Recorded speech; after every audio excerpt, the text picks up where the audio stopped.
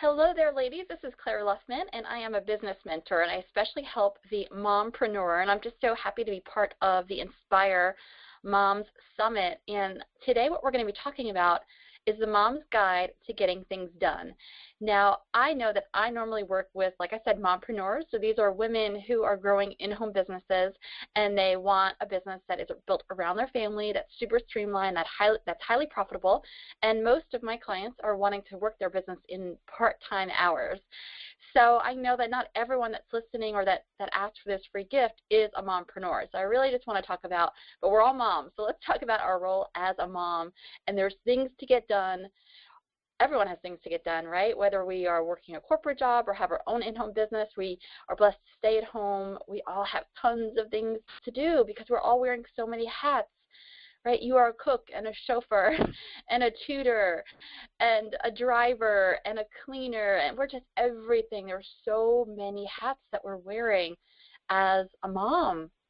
And the thing is that life is coming at us just faster and faster and faster, and I do not think this is going to slow down, right? I mean, I think we're so blessed with technology, with emails and the internet. I mean, I don't even know how the heck we survived before the world of the internet. You know, I Google everything.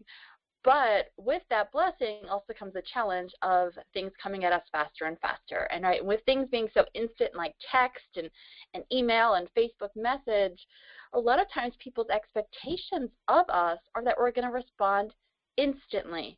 Right? So that's the technology aspect, but then also just think about our children's lives. I mean, there's so many more things that they're able to be part of, and you've got some folks that, you know, their kids, it's like a full-time job just keeping up with their children going to soccer practice and then dance recitals and then this and that. Oh my gosh, it is not going to slow down, right? So we can either choose to let that be our reality and just be completely overwhelmed by it, or instead I hope that we choose to figure out the best way to manage this and to have a joyful, blessed, productive life in spite of the reality of things coming at us faster and faster. Because I know you want to be the best, right? You want to be the best mom there is. You want to be the best wife and mom and friend. And oh my goodness, there is a lot that could be vying for our time and attention. But the reality, ladies, is there's just simply not enough time in the day. And again, we can either be challenged by that, or you can almost get a sense of peace and relief, because we truly cannot do it all. We can't do everything. And when we feel like we can do everything or we should be doing everything, we end up feeling like we're spread so thin that we're not doing anything incredibly well. So I find peace in that I can't do everything. And I'm okay with that. But you know what? I can figure out what's most important to me and do those things incredibly well. Right? So there's some things that are just so important to me. It's so ingrained. It's just, like, for example, let's just take laundry, for example. There's some women who maybe it will drive them crazy if their laundry is not always current and up to date. And there's others where it's just not the most important thing, right? So if it's not the most important thing, let's just embrace that and not feel like we need to keep up with our neighbor. I mean, that's just no way to live. So each of us, what's most important to us is different. Even if I think for myself, every year what's most important to me might be different. So let's actually embrace that concept and know that, okay, we can't do it all, but we can figure out what's most important to us and do those things incredibly well. So the Mom's Guide to then getting things done, it comes down to getting clear on your expectations. What is most important to you? A lot of times we just don't actually stop and think, maybe because we're so busy, or we just take on society's expectations of us as a wife and mom, or our friends' expectations, or what we see on Pinterest and Facebook with people's perfect lives. Let's just put all that aside and just get clear on your expectations. And it also comes down to having a system to manage all this stuff or balls in the air. Like I said, things are going to keep coming at us. We're not going to stop that, but let's have a system to feel like we're on top of things. And it also comes down to giving yourself huge servings of grace along the way. We're not perfect. We're human. Let's not strive for perfection. Let's strive instead for more like consistency. So let's dive on in I talked first about, well, what are your expectations? Now, this is something that I enjoy doing at the beginning part of every single year. And of course, all my clients that are business owners, I walk them through this process as well. So I get pretty tactical with them, but it doesn't need to be a tactical exercise. It could just be something that you're doing at the beginning part of every year. Or if you haven't done this for this year, for 2014, I encourage you to do it now. But essentially what you're doing is you're just getting clear on you making choices about what will be on your plate this year and what won't be on your plate this year. And again, a lot of times when we don't sit on down, we just keep adding way too many things on our plate, so we're spread so thin. It's just not a fun way to live, right? It's not a fun way to live. So you could see this plate here. I've got it divided into 8 parts. So 2 parts are for my business. So I know some of you probably are mompreneurs. So I've got business and professional development. So essentially what I do is I picture my future self, right? It's the end of the year, it's the end of 2014, and I am glowing because I have had a joyful, blessed, productive year. That's what I call a successful year. If I can say confidently that, you know what, I had a joyful, blessed, productive year, that to me is a definition of success. But what does that mean, success? For me to have a successful 2014, what is joyful, blessed, productive year going to look like? Well, that's where I just really want to sit on down and do some soul searching. You know, I prayerfully create, this is called my success vision. I prayerfully create it. I ask God for his direction. This is something you could just do, you know, get in your most comfortable chair with a glass of wine and just dream, or go to your favorite coffee shop. Do this with some of your other mom friends. And so it first starts with figuring out, well, what are those categories on your plate? So again, for me, it's business. Where's my business at the end of the year? Professional development, who am I as a businesswoman? Like, how am I running my business? Sort of what are my work habits? Family and relationships. What are my relationships with my health, with my spouse, and with my child and my parents and my friends? About health and wellness. What is that looking like at the end of the year? Personal growth, how this is different from professional development is this is just me about filling my own bucket as a woman, my own hobbies. What's going on there? Faith and inspiration. What is that looking like? My time with God, my involvement in church. Finances. What does that look like as a family? How are our finances different? What are some financial systems we've gotten in place? You know, like that we've got a will, or we have a strategy for planning for our children's education, community, and making a difference. So is it important this year for you to put on your plate volunteering in your children's school? So what are your 8 categories? So start there, and then what I do, again, is I picture my future self, right, that person who I said was glowing because I've had the best year ever, and I just describe, in order for me to feel like that in the future, what do I want to happen this year? So what do I want my relationship with my husband to be like at the end of the year? My relationship with my children at the end of the year? What about my health? Is it that for me to have a joyful, blessed, productive year there, what does it mean? Am I a certain size? Do I have an exercise routine that I'm consistent and that I'm loving? Is it that I've been getting massages, monthly massages, and I just feel so loose, you know, and flexible? And what does that look like? So the way that I do it, again, I'm a bit more tactical in that I've got these 8 categories, and I actually create in each of these categories 3 descriptive statements that really paint a picture of what life's going to look like in each of these categories. So my success vision for the year is 24 statements because I've got 8 categories and 3 statements in each. When I read that, it paints such a powerful image of what I'm about this year. And I grow into that. This is not New Year's resolutions. It's not that these are things I'm expecting to accomplish, you know, in January, the first week. There's times when I'm good at focusing on where I'm going to be at the end of the year, and there's times where I fall down. And that's okay. I don't see it as a failure. I pick myself back up. I dust off my knees. I keep my eye on the prize. Where do I want to be at the end of the year? And I just take baby steps to get there. And then it's really clear to help me know what things to put on my plate and what things to take off my plate. These commitments, these things that you're going to be asked to do, is it getting you towards where you want to be at the end of the year, or is it distracting you and taking you away?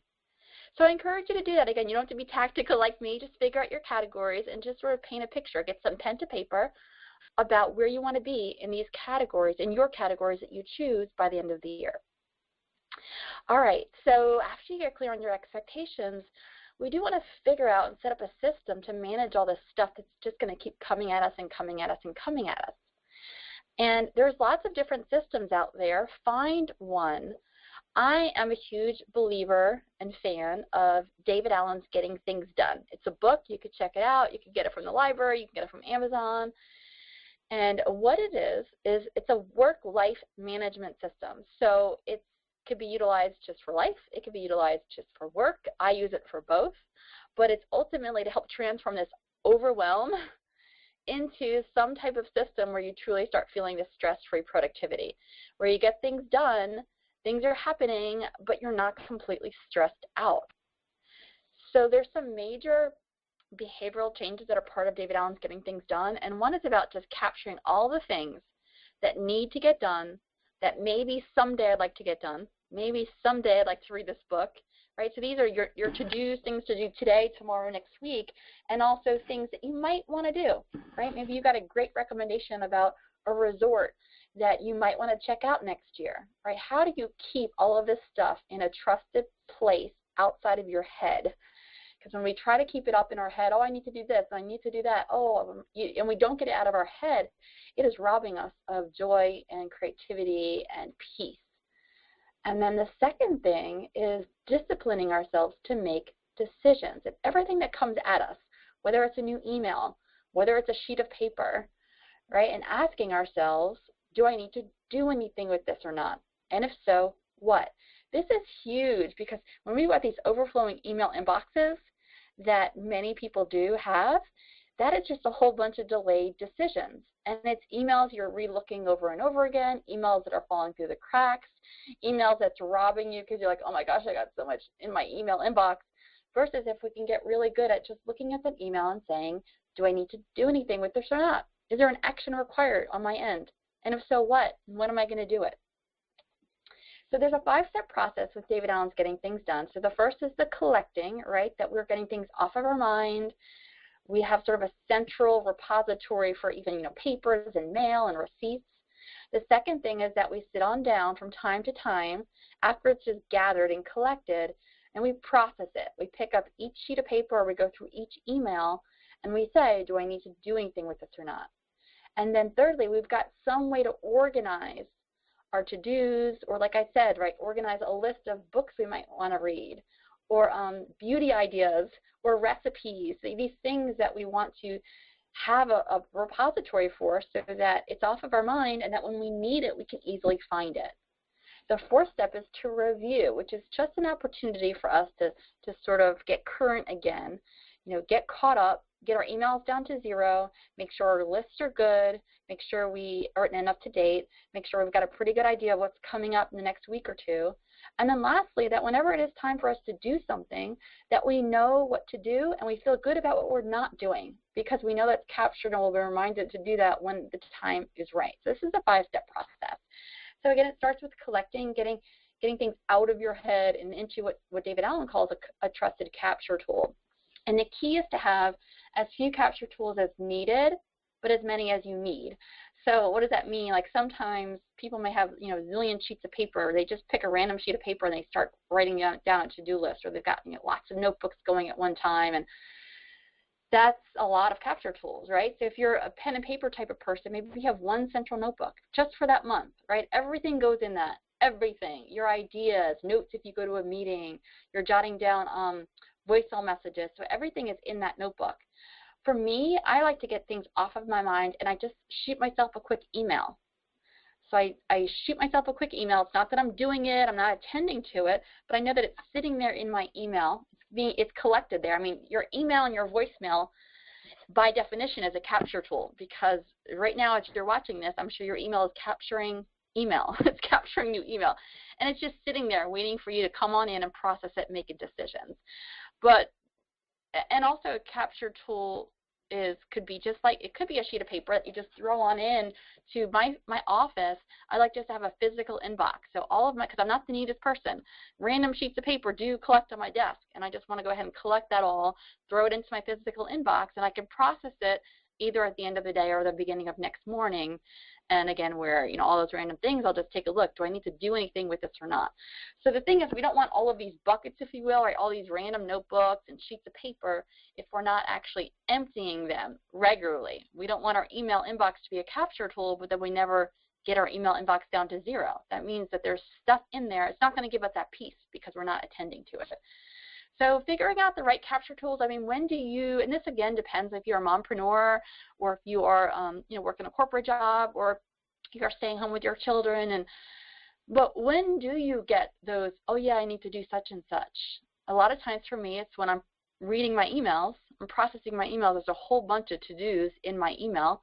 So I just want to make sure that I've got a capture tool then that I can, when I'm processing emails and I think of other to-dos. Or when I'm just searching online or surfing online, right? Maybe that's when I get ideas. Or a lot of times when I'm getting ready for bed or in the shower or in the car, I'm like, oh my gosh, I need to do such and such. So you want to have a capture tool that's handy and safe for you to get things off of your mind. Or you're at a meeting, right? You're taking down notes and, oh yeah, I want to do such and such. Or someone's asked you to do such and such, right? Where are you going to capture all of that incoming stuff? The second thing then is to process and make decisions, right? So let's say it's your email inbox and you're going through each email. You'll say, do I need to do anything with this or not? If not, it's either trash, delete it, or maybe I don't need to do anything with it now, but I want to be reminded about it. Like maybe it is about a wonderful seminar, like a mom seminar, right? And it's this beach weekend and it's not for another 3 months and it sounds pretty cool. You don't need to decide right now because it's not for another 3 months. And you don't need to do anything right now, but you want to be reminded of it. So maybe you want to be reminded of this beach weekend in another month or two, right? When it would be time for you to take action and make a decision. So a lot of times you set up tickler systems. How can you want to get it off of your mind now, but how can you be reminded in a month or two? You've probably heard of tickler systems. I actually use this free system called followupthen.com. You can create a free account. So let's say that I got an email, or even maybe it's just a flyer. It's a physical sheet of paper I'm looking for. It could be either way. But if it's an email about this beach weekend, I would forward that email. And if you went to followupthen.com, you'll see the way that it's done. But just to give you an example, I could say, forward that to 1 month at followupthen.com or September 5th at followupthen.com. And what happens is either in 1 month to the date, exactly a month, that email reappears in my email inbox. So it was off of my mind and I was reminded of it when I needed to be reminded of it. Or September 5th, that email came back into my physical inbox. So I love that system because it gets it off of my mind. And again, I know I'll be reminded. Now, if it was a physical sheet of paper, so it wasn't an email that I was forwarding, that's okay. I can just use a fresh email and an email that I'm creating and just send September 5th at followupthen.com. And in the text, it could say, check about the beach weekend, or put whatever you want in there, maybe a URL to the website, or you can, if you want, you can scan in if it was a flyer, and in that email, just attach the flyer. So a lot of times it's either trash, or it's not something you need to do anything with now, but you might want to be reminded of it in the future, or it's not anything you need to do, but you just want to save it. You want to save it as reference, right? Which is essentially you're just filing it in a physical file like Manila folders or electronic files. So in my email system, I use a system called IQTELL, IQTELL.com. IQTELL.com.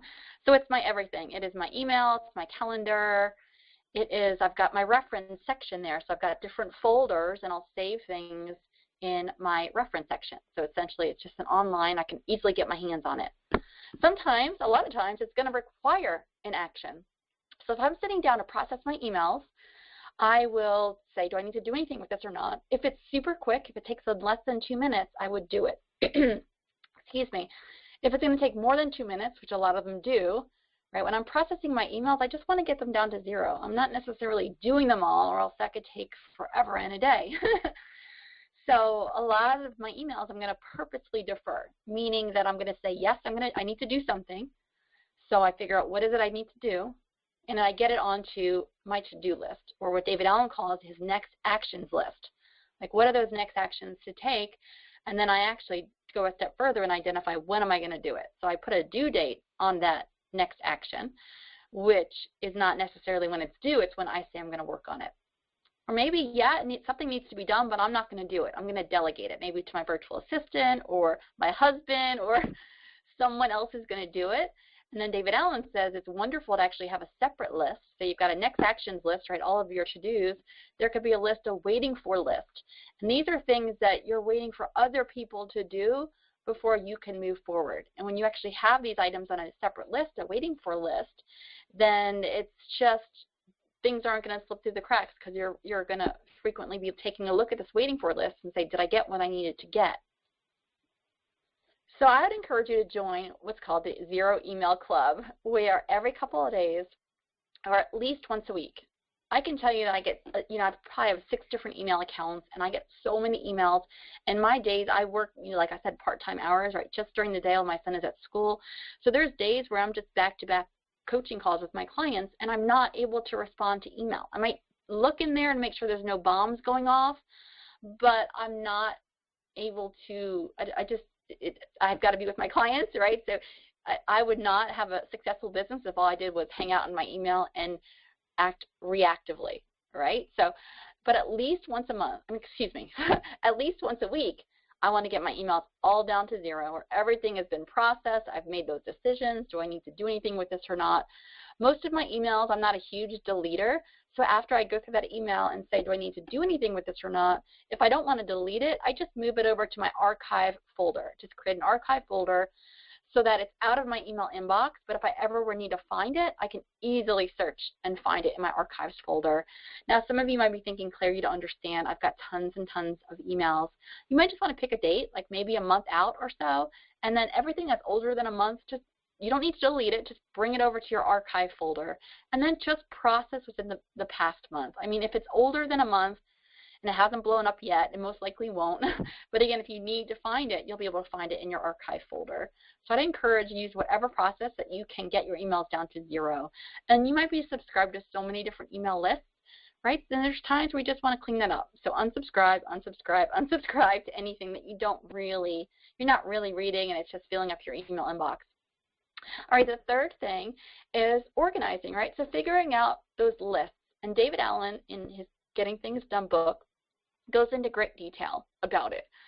But ultimately, what you want to do is you want to make sense out of your list. So if I'm adding, let's say there's 60 things for me to do on my next actions list. These are things to do today, tomorrow, next week, and 2 weeks from now.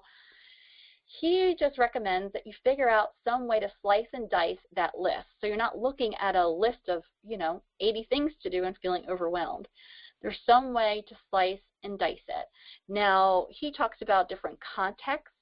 Maybe you need to physically be somewhere or have some tools to do these to-dos. Like maybe you have phone calls and you categorize all your phone calls together.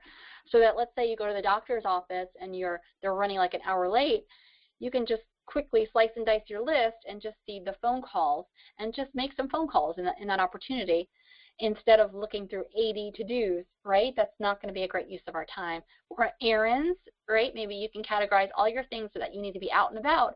And when you're out and about, click on your errands list and be able to knock a lot of those things out. Brain dead, this is when I was working in corporate. I actually did have a category for brain dead. These were just very low priority things that didn't require much of my energy and creativity, and especially a lot of times on Friday afternoon when I'm just was zapped. But I still wanted to get some things done, felt like I was accomplishing things and checking things off my list. I could look at that brain dead list.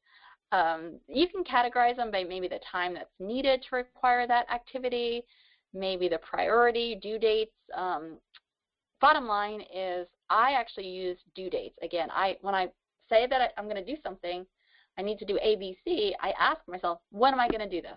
Today, next Friday? And I use that as me then guiding on when I'm sitting on down to work, I'll just click on, okay, what are all the things that are due today? And it's all there. That's my easiest way to slice and dice. Other lists, okay, these were lists were mainly, your actions. Now, I had quickly talked about your waiting for list. David Allen also recommends a someday list and a reference, which I do have. Again, that's part of my IQTEL system, IQTELL.com. And IQTEL was actually built as an online solution that's in the clouds, that's phenomenal, and it's actually based on getting things done. So it's based on David Allen's philosophy, and it's just a tool to make implementing David Allen's getting things done philosophy, organizational model, the easiest as possible, truly. So I've got a someday category and a reference category. My someday are going to just those cool ideas or things that I might want to try that I don't want to lose, and I just have folders. And I don't want to have a whole ton of folders. I just have, the main things that I'm saving. And then my reference, you can think of that again as your filing cabinet. So your filing cabinet, and then it's just, so I've got recipes there, right? So you can think of that, that's your cookbook, but it's electronic. So, and I could quickly do a search if I knew there was cookies in there, I could type in cookies and find my recipes for cookies. I do save all my tax and my receipts that way, and so that's huge. All right, this fourth part is the weekly review meeting, and I could tell you this transformational process of Dave Allen's getting things done will only work if you trust your systems, that they're up to date, right? That your lists are all inclusive and that they're up to date and that things aren't slipping through the cracks. And the only way you can really do that is through a weekly review meeting. And if you're not doing that, you're really not doing David Allen's getting things done, so you just can't experience that peace and joy that you can get when you truly are utilizing some type of organizational model like this. You don't need to call it weekly review. You could just call it, your weekly, I call it my weekly sanity meeting, truly. And I do these on Monday mornings when I'm working. But again, you might not have your own business or be doing a corporate job. When I was doing a corporate job, I actually did them on Fridays. It just made sense for me to do this review on Friday. I got up to date, current. If there was any last minute things to do before the weekend, I had time to do them, and then I went into the weekend without stressing. But as a business owner, I do them Monday mornings. And if you are a stay-at-home mom, it's an opportunity just for you to get a really good idea of the landscape of what's going on. It'd be a great time maybe to do it with your husband. But how it works essentially is, and again, without the weekly review meeting, I really feel like our amount of peace is limited because it's hard to feel like that things aren't slipping through the cracks without it. But super high level, what would I do? I'd get my email inbox processed, meaning, again, I would get it down to zero. Not meaning that I'm doing everything. So Monday morning when I'm sitting down and there's 200 emails there, again, I just want to get it down as quickly as possible down to zero. And if it's something it required an action and only took a minute or two, I would do it. But other than that, I'm not doing it while I'm processing, and I'm just figuring out what needs to get done, and I get that on my to-do list or my next actions list. Another thing I want to do is to wrap things up from the prior week and prepare for the upcoming couple of weeks. And a lot of times I can do that just by looking at my calendar, like where was I at last week? And I might be like, oh, I had a meeting with Susie. I'd really like to send her a thank you card. Well, that's a to-do that I'll get on my next actions list. Or just by looking at what I've got upcoming the next couple of weeks, I might say, oh, I'm presenting to this group next week, so I need to create a presentation, I need to create handouts, right? There might be lots of to-dos that come out of that. And again, just getting a good idea of the landscape of your calendar this week, you might be thinking, oh gosh, Johnny has soccer at the same time that Annie has ballet, so I've got to figure out who's going to be driving who, right? So you just plan for that now instead of that night, being like, oh my gosh, how can I be two places at one place, one time? And then I just want to update my list, especially my next actions list. So I'll just take a look through it. Maybe there's some things I've done, or I can change some of the due dates. And so just I've got a good idea that things are attended to. And again, what's great, again, is that I can feel great about the things I'm not doing today because I know I'm going to do that on Friday. And it's attended to, and I'll take care of it on Friday. So it's not going to be nagging at me being like, it's undone, it's undone. Because I decided when I'm going to do it, and I'll remember on Friday because it'll be on my list. And last but not least, we just do the work, right? We've been capturing all our to-dos. We just do it. And we just get really good at making wise decisions about what to do when you're working. Now, a lot of times, so again, my guide as far as what to do today, it's either on my calendar or I click on all of my to-dos that are due today. But there are some times when I've got, it's maybe a full office day. So I'll just take a look at my next actions. What can I do today, or what will I do today beyond what I already have on my calendar? Just figure out how long it might take. Figure out, when am I going to do it? Am I going to do it at 3 to 4? Block it out on my calendar, and just do it.